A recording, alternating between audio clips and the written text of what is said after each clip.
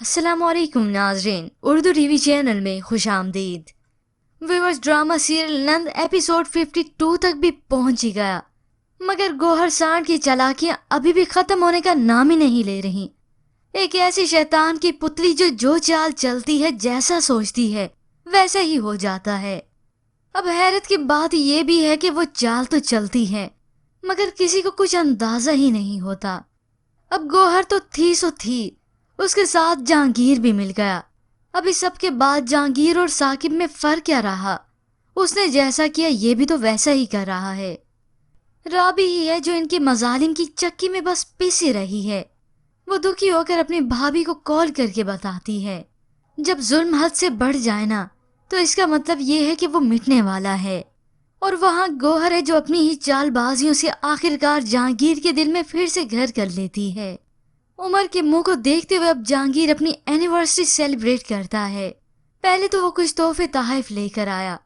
उमर राबी के साथ बुके लेने गया तो वहां पर साकिब भी आ गया।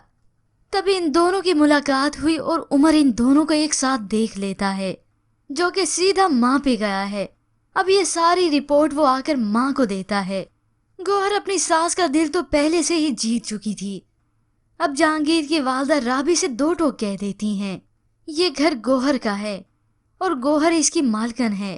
तभी गौहर अपनी सास को मजीद बढ़ावा देती है।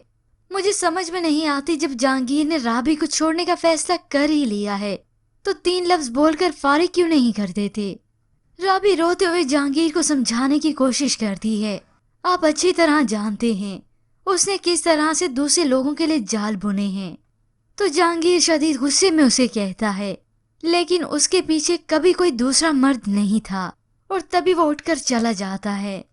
जहांगीर बड़ी ही खुश दिली से अपनी एनिवर्सरी सेलिब्रेट करता है, बल्कि इस खुशी में रूम भी डेकोरेट होता है।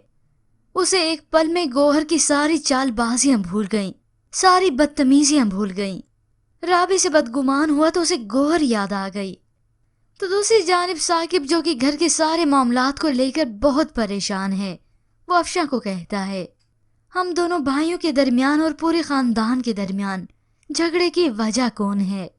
साकिब अभी ये सोच रहा है, बहुत पहले सोचता तो शायद इतने नुकसानात से बच भी जाता। जिसके बाद हसन गुस्से से भरा हुआ ऑफिस में आता है तो अफशा को देखता है। तभी वो अफशा को देखता है, वो सारे तौर तरीके इखलाक सब कुछ भूल गया और उसे उसी वक्त ऑफिस से बाहर निकल जाने का कहता है। मगर व्यूअर्स, इस सब के बाद आप देखेंगे गौहर डाइन अफशा के घर भी पहुंच गई। वहां जाकर उसने अफशा को खरी खरी सुनाई। अफशा ने हक की बात की तो गौहर उसे कहती है, आज तक मेरे आगे कोई अकड़ कर नहीं खड़ा हो सका है। अब ये क्यों नहीं कहती कि मैं डाइनी सबको काफी हो जाती हूँ, बल्कि खा जाती हूँ। जहांगीर की वालदा के साथ भी ऐसा ही हुआ। वो आखिरी सांसें गिनने लगी तो गौहर भी उस वक्त वहीं पर मौजूद थी।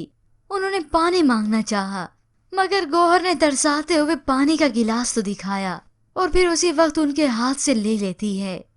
और तभी जहांगीर की वालदा अपनी लाडली बहू की असलियत देखकर मर जाती हैं, क्योंकि गौहर ने जहांगीर की वालदा को जिस तरह से इस्तेमाल करना था वो कर लिया।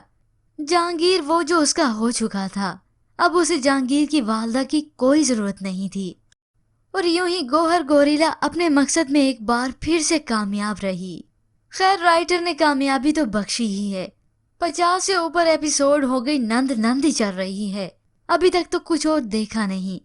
अब तो इस ड्रामे का दी एंड कर ही देना चाहिए।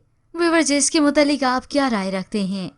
हमें अपनी कीमती राय जरूर दीजिएगा। मजीद ड्रामा प्रोमो के लिए आप देखते रहिए उर्दू टीवी।